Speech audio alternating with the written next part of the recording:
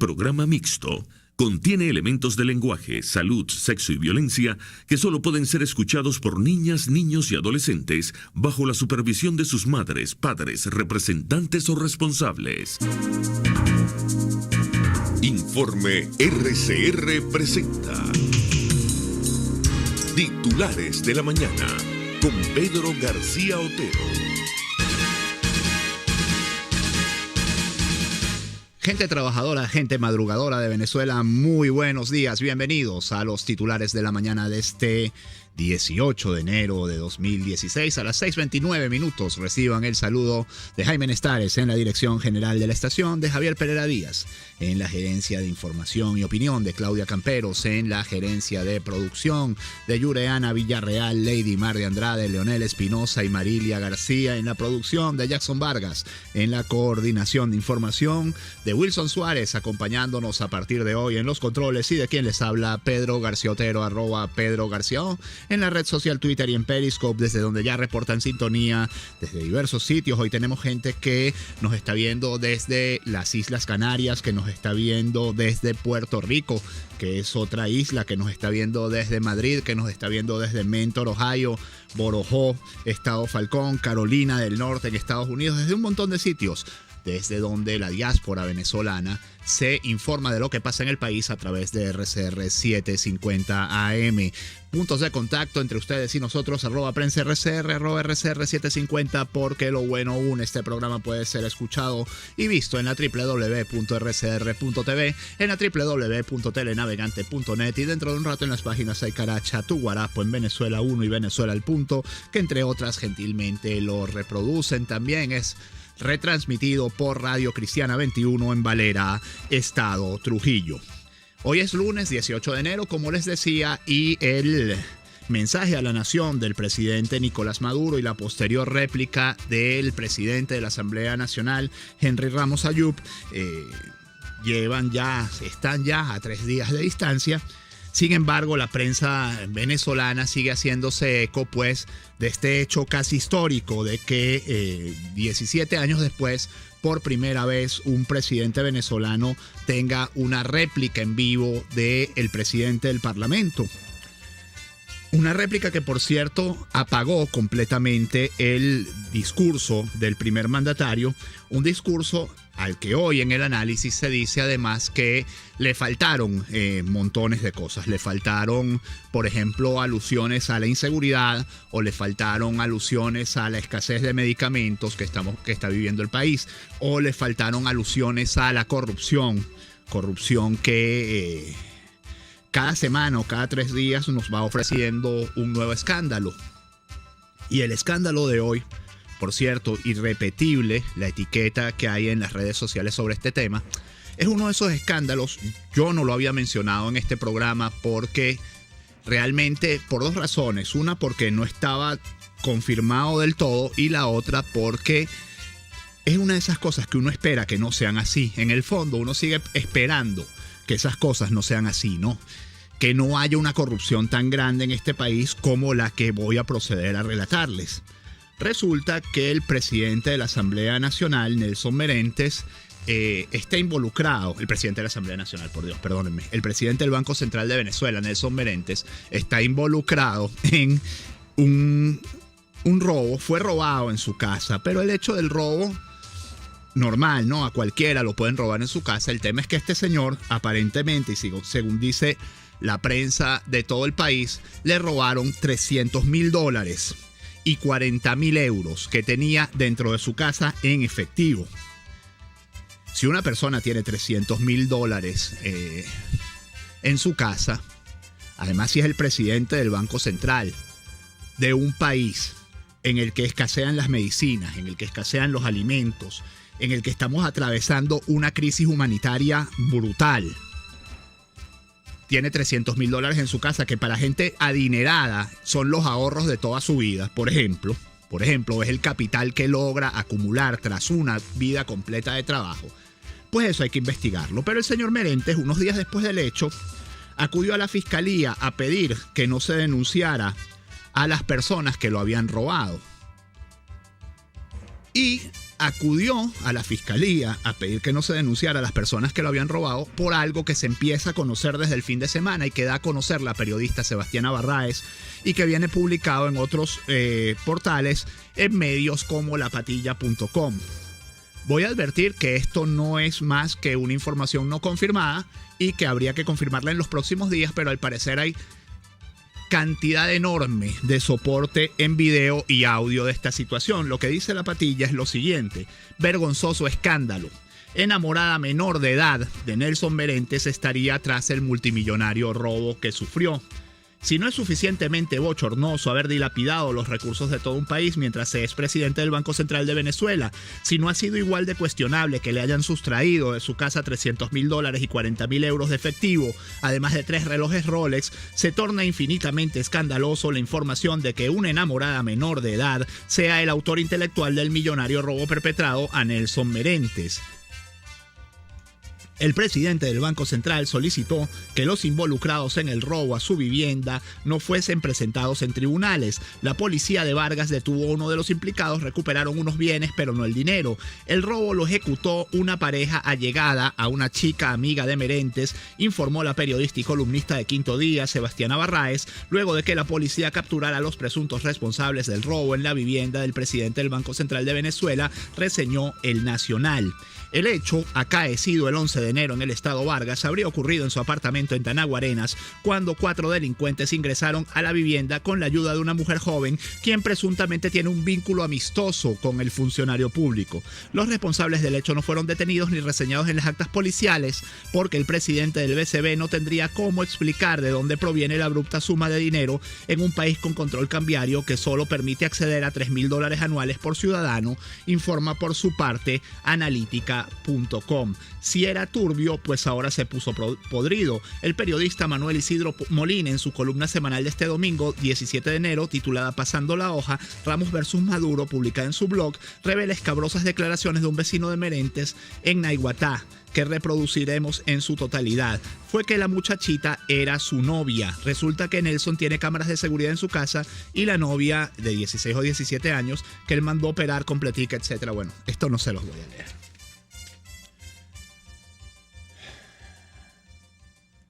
Lo de los 300.000 euros ya es suficientemente escandaloso. Lo de los $300.000 y 40.000 euros ya es suficientemente escandaloso. No hace falta ir más allá. Sobre el tema del mensaje anual de la Asamblea y del decreto de emergencia económica presentado por el presidente Nicolás Maduro el fin de semana, el viernes en la noche, a la Asamblea Nacional, decreto que por cierto ya Chugo Torrealba les dijo que va a ser revisado casi que letra por letra, punto por punto y coma por coma, nos dice el diario La Voz como principal titular: Nuncio destaca necesidad de entendimiento entre gobierno y oposición, diálogo es necesario por el bien de Venezuela.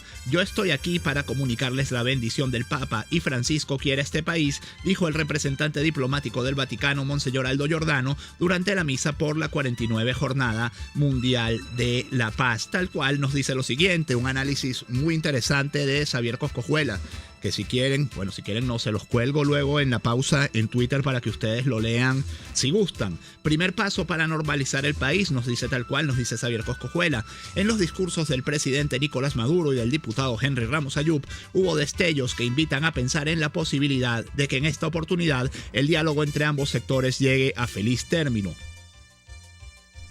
La sesión en la cual Nicolás Maduro presentó su mensaje anual ante la Asamblea Nacional puede constituirse en el primer paso para normalizar la difícil situación política que vive el país. Normalización dentro de la tensión que hemos vivido, pero que permita una convivencia más civilizada entre dos fuerzas políticas que tienen muchos años ya en franca confrontación. Maduro asistió a la Asamblea Nacional y reconoció explícitamente a la oposición democrática que es mayoría en su seno. Claro que precisó que era circunstancial, lo que generalmente ocurre con las mayorías en los regímenes democráticos. Muy pocas lo han sido de manera permanente y el chavismo no iba a ser la excepción. El discurso presidencial fue ambivalente, por momentos fustigó con fuerza a quienes lo adversan, en otras ocasiones habló de diálogo y de enfrentar en conjunto la difícil coyuntura en la que está sumida Venezuela. Es cierto que hubo poco, casi nada de disposición disposición a la autocrítica y andar un camino distinto al que hasta ahora hemos transitado. El decreto de emergencia económica es una muestra de lo que afirmamos. Lo dicho, lo voy a copiar y luego de la pausa o en la pausa lo monto en Twitter para que si quieren lo lean. El Nacional, mientras tanto, nos dice lo siguiente, nos habla de los diputados impugnados por Amazonas. Impugnados llevarán su caso a organismos internacionales. No es un paso atrás, dimos un nuevo paso adelante para impedir que el gobierno inhabilite a la nueva Asamblea Nacional, afirmó el parlamentario Julio Garza. Los 3 diputados de la Mesa de la Unidad Democrática, a los que la Sala Electoral del Tribunal Supremo de Justicia ordenó desincorporar de la Asamblea Nacional, prometieron no quedarse de brazos cruzados y defender sus derechos y el de los ciudadanos que los eligieron. Es por eso que Julio Garza y Nirma Guarulla de Amazonas y Rommel Guzamana, representante indígena de la región sur, formalizaron la semana pasada una oposición a la medida cautelar y no descartan acudir a la Sala Constitucional. También denunciarán el caso ante organismos internacionales como las Naciones Unidas y la Organización de Estados Americanos y parlamentos de distintos países.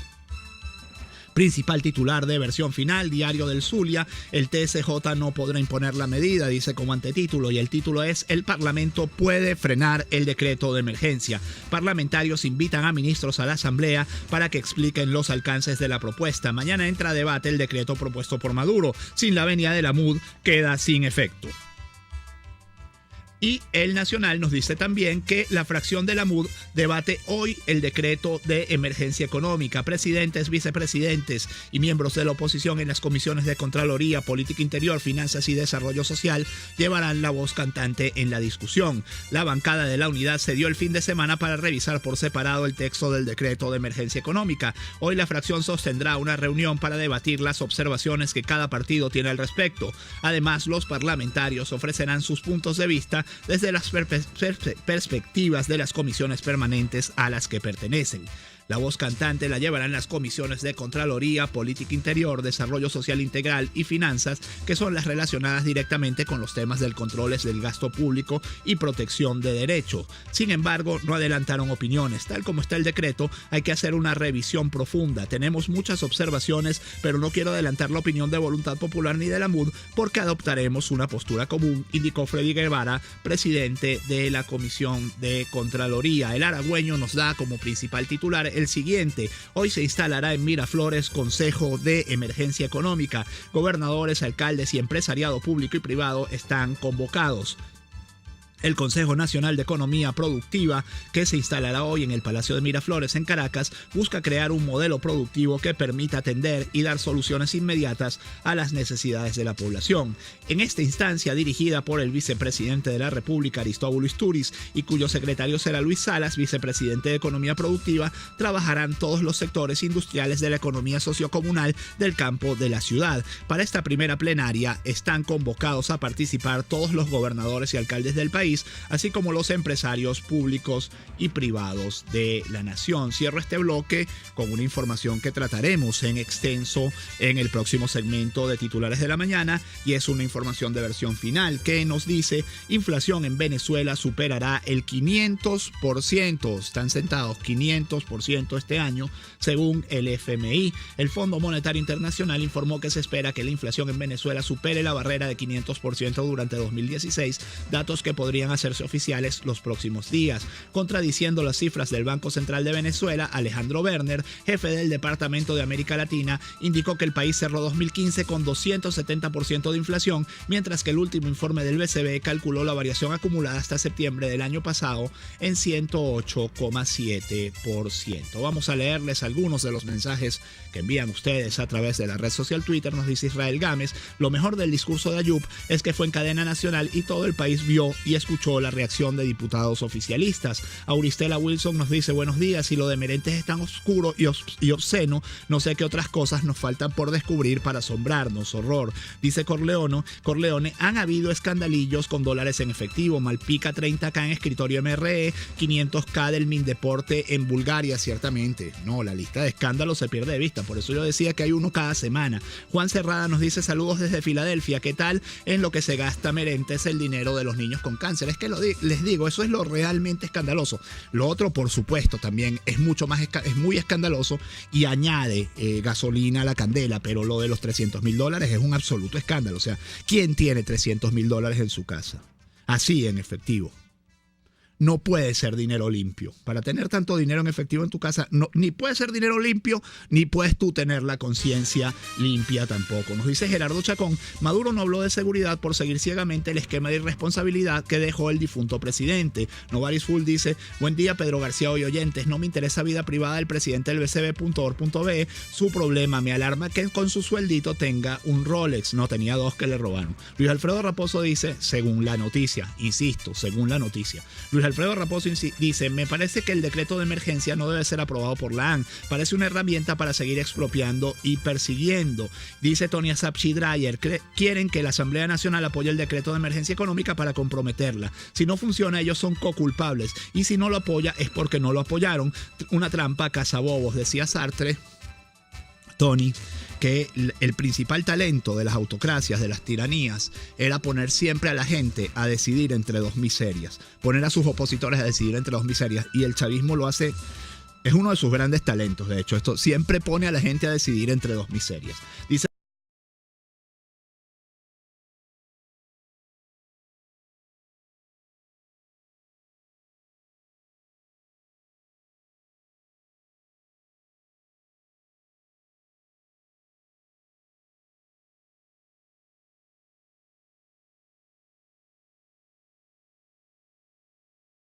y premiarlo. Qué desastre mental, dice Julia Silva. Muy buenos días, un montón de bendiciones para ti familia. Es inaudito lo de Merentes, es que todos tienen su historia, qué descaro. Gerardo Mogollón dice, vecinos conocedores indican que el robo fue en una casa que tiene en Osma, no en Tanaguarena. Bueno, peor que peor, si tienes $300,000 en Osma, imagínate cómo están las cosas.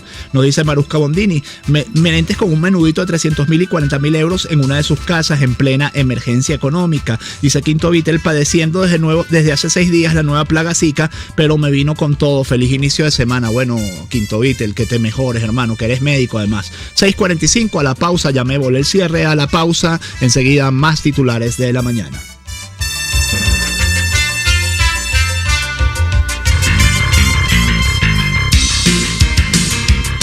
Usted escucha Titulares de la Mañana con Pedro García Otero, solo por RCR 750 AM. Todo el este de Caracas está fabricando su cocina empotrada en Cocibela. Por mejor precio, mejor atención, cumplimiento en todas sus exigencias. 0414-284-5895 y 451-6109. Cocibela de sueño. ¿Padeces de hernias discales, lumbalgias, fascitis plantar, túnel carpiano, entre otras dolencias? Ven a Globaltera para que recibas la mejor fisioterapia y acondicionamiento físico que tanto necesitas. Estamos en el Centro Comercial Multiplaza Paraíso, nivel empresarial 2. Teléfono 0212-461-9087. Globaltera y despídete del dolor. Si no consigues repuesto para tu carro, La Quinta Repuesto y Accesorio. Si tienes problemas con el aire acondicionado de tu vehículo, La Quinta Repuesto y Accesorio. En la avenida San Sebastián, calle del Hambre, en La Trinidad, teléfono 0212-945-2754. La Quinta Repuesto y Accesorios, solución profesional a tu alcance. Una palabra bien dicha y en el momento oportuno puede hacer la diferencia. Palabras sueltas pueden no significar nada, pero juntas pueden mover el mundo. Palabras más o menos me estás dejando. Descúbralas junto a una periodista intrépida, incisiva y audaz, María Alejandra Trujillo en Palabras más, palabras menos. Palabras más, palabras menos. De lunes a viernes, a partir de las 7 de la mañana, por RCR 750 AM.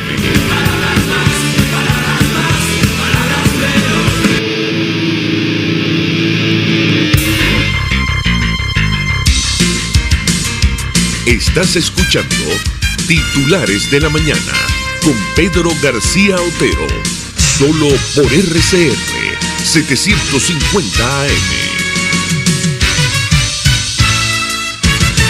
6:47, una información que algunos de ustedes o muchos de ustedes ya venían padeciendo en carne propia, pero que se oficializa este fin de semana, es la que tiene que ver con el racionamiento de agua. Nos dice 2001 como principal titular: sequía impone misión camello hasta abril. El ministro de Ecosocialismo y Agua, Ernesto Paiva, explicó que el país lleva 3 años con pocas precipitaciones y para los próximos meses la situación pinta para peor.